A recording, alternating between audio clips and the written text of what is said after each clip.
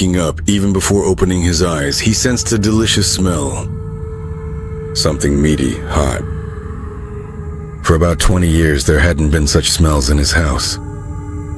Stale alcohol, dampness, often the smell of urine, water, those were the scents that filled his life. In the far corner of the room by the stove sat his wife Vera, the damned old witch. But it wasn't her that interested Ivan Maximovich right now. He was interested in what was bubbling in the pot on the stove. Food, probably soup, and it seemed to have meat in it.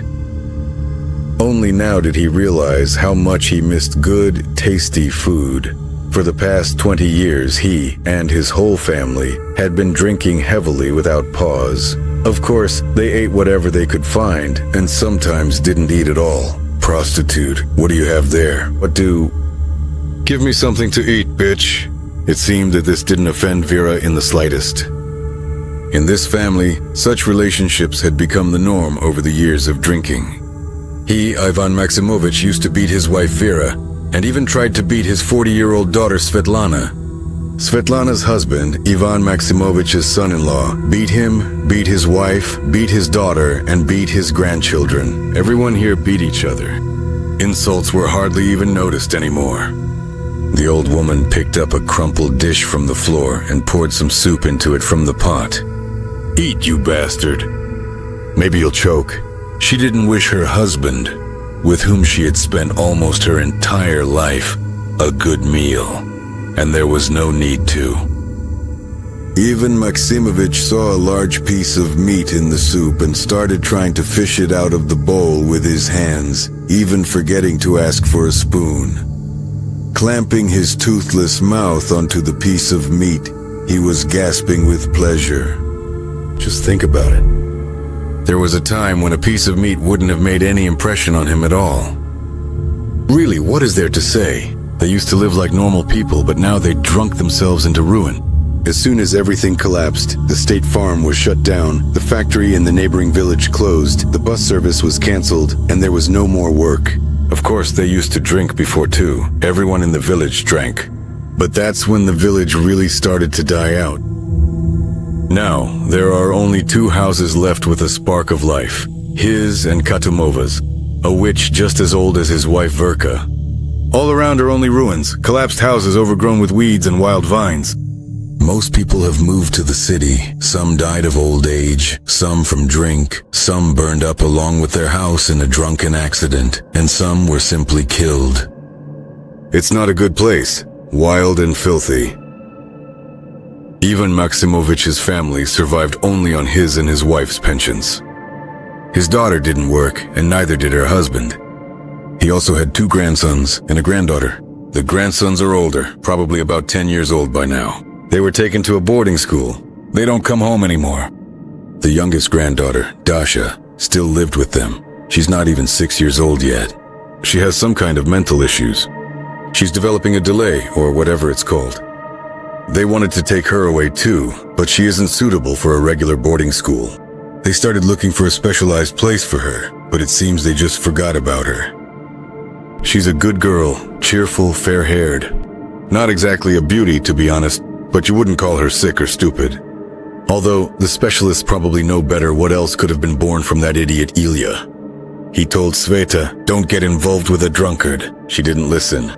Now the children have been taken away. The daughter is sick, and the whole family drinks like animals. The house will collapse soon. It's completely rotten, and there's no one to fix it. They've trashed everything. It's Verka's fault.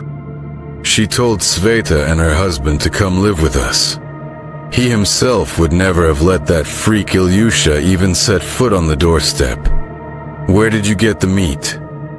Did you get the pension? Having finished his soup, the old man began. We got it. The postwoman didn't want to give you your pension. She said she's not supposed to hand money over to strangers. And you were sleeping drunk. You can't be woken up. Well, she gave it, didn't she? She did. Is there any wine? At Ilyuka's bathhouse, go. He'll pour you some. Of course he will. He eats and drinks at their expense. Why wouldn't he pour some? Barely managing to get up from the bed, Ivan Maximovich went out into the hallway. On the floor stood a large basin full of meat. Whoa, damn! Holy crap. That's half his pension right there. Have they lost their minds or what? Next to the basin was a bucket of slop. It was perched on a mound of yellow ice. There were no good marksmen in their family. At the sight, the soup in his stomach started to churn, and he felt nauseous. Suppressing the urge to vomit, the old man stepped out into the cold street.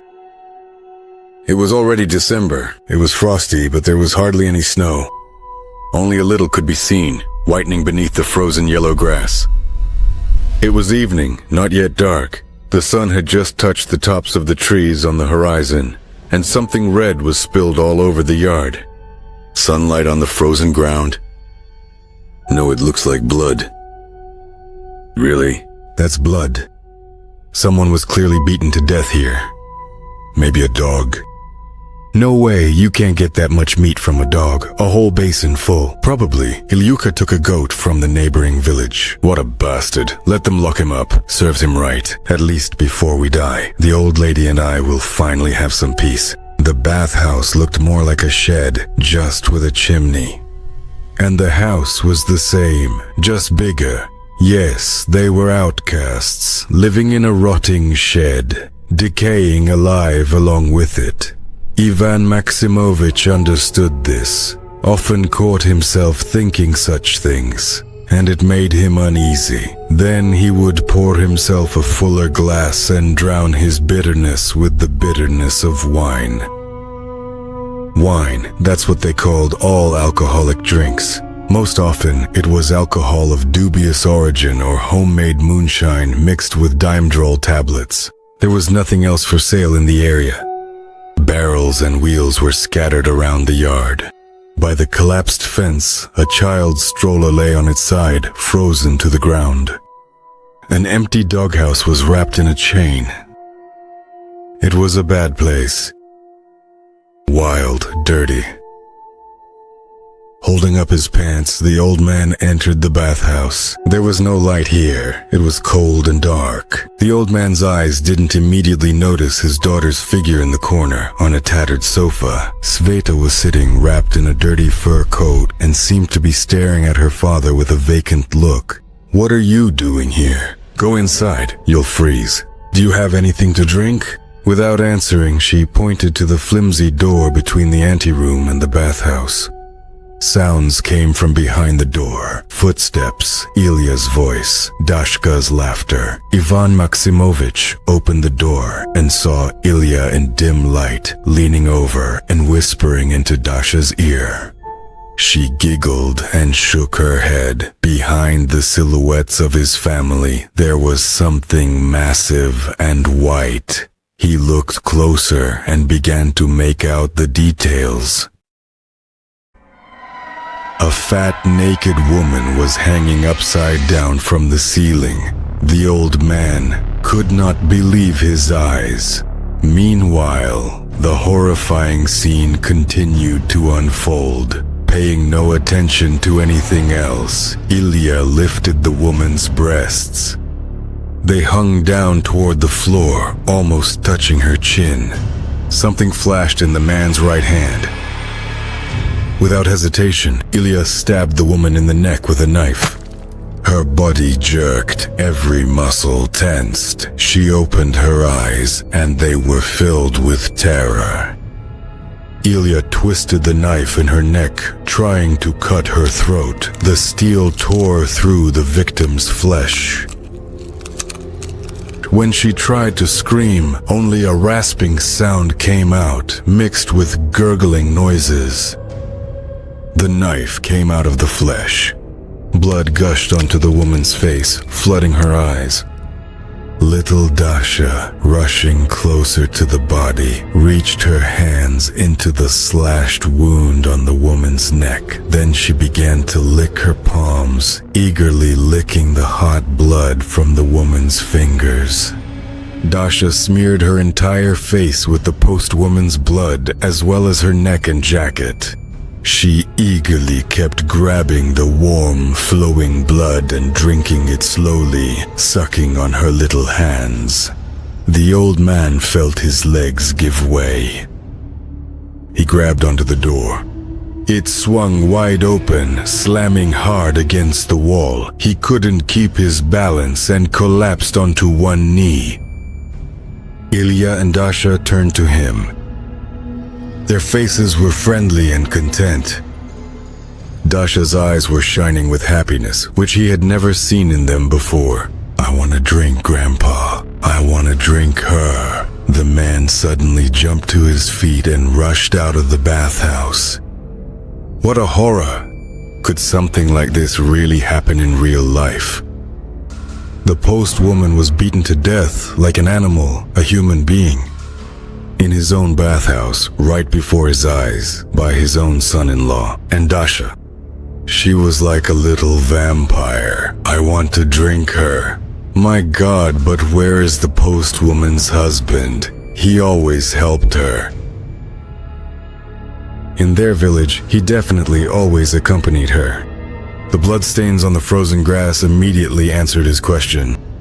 He had been killed earlier, much earlier, probably yesterday when he was sleeping off his drunkenness.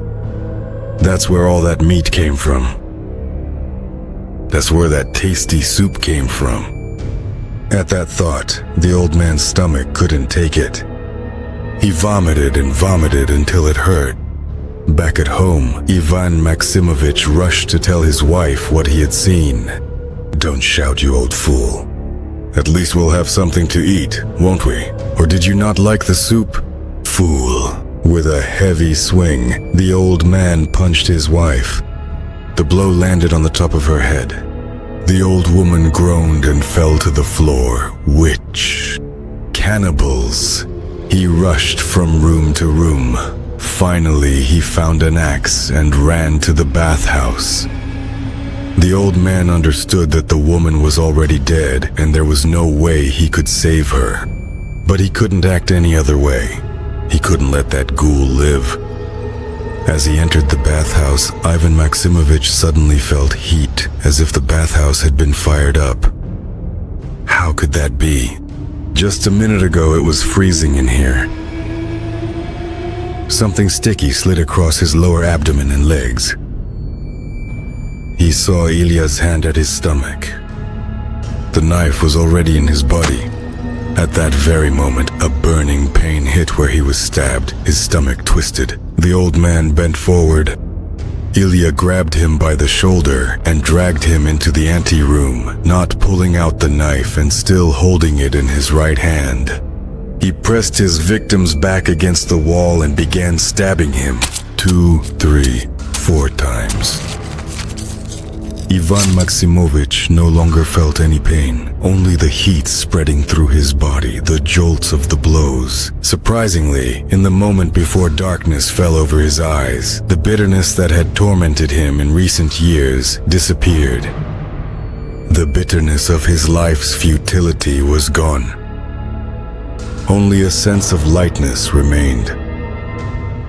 His little granddaughter was happily skipping and giggling nearby, exclaiming, "Grandpa, I want to drink you. I want to drink you."